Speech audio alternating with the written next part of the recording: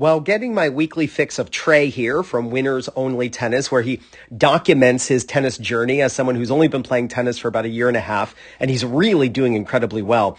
I was watching this video and I noticed something going on with his backhand. So Trey, I'm going to analyze your backhand. I'll even put you side by side with Djokovic, and I'll give you simple tips that'll help you hit much better two-handers.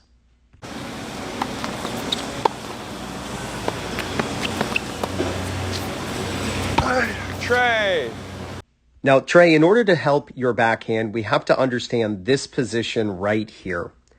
This is what is getting you in trouble. I want you to look at your racket and how the racket is straight up and down. We could take a coin and balance it on the top edge of the frame. This is, by the way, called on edge or square. What you should have at this moment is your racket face closed. Think about anywhere from 30 to 45 degrees.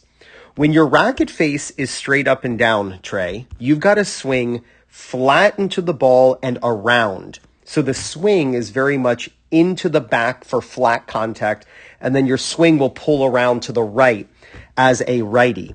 When your racket face is closed at around 45 degrees, anywhere from 30 to 45, what you can then do is swing up, and that's what's going to generate the topspin in order to bring the ball down. Let me put you side by side with Djokovic. And what you'll see from Novak time and time again, Trey, is this position right here, that the racket face is angled down. Over and over when I watched you throughout this match, and I screen recorded and looked at it in slow motion, again, I'm only showing you this one, but it was time and time again, your racket was straight up and down.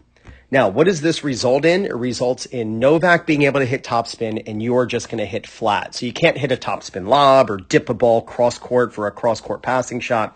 I want you to look, because of this, at the difference in your finishes.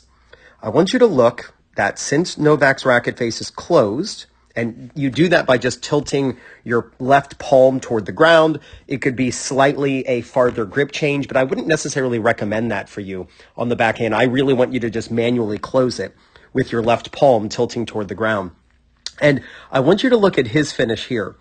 Remember how after you hit the ball, you have to snap the racket across to the right, and the tip of your racket is pointing off to the right. But Novak, the tip of his racket is pointing up to the left.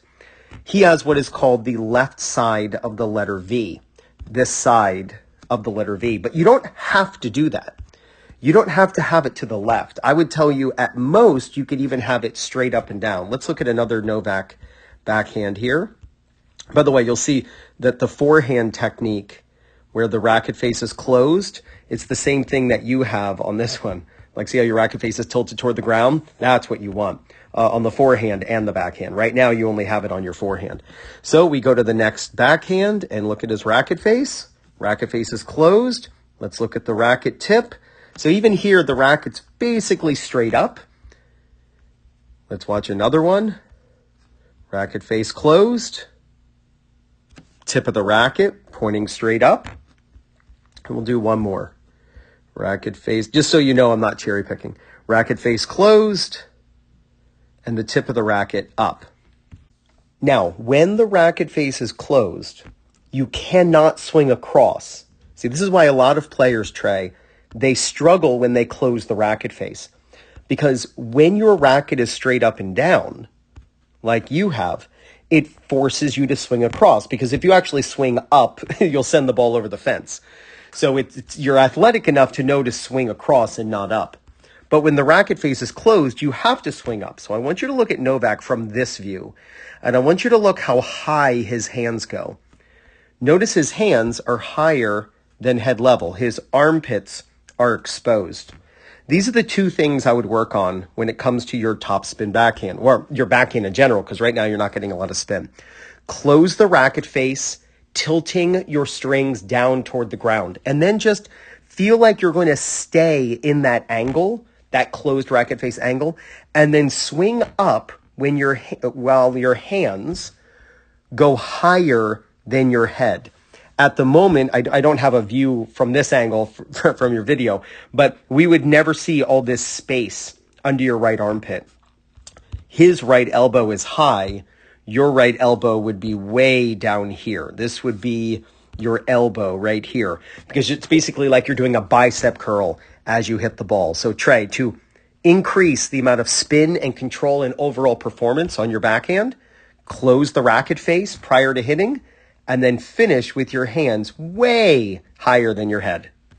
Now, if you're tired of lugging around your old and outdated ball machine, then just make your tennis friends jealous and get the Proton ball machine by Hydrogen Sports.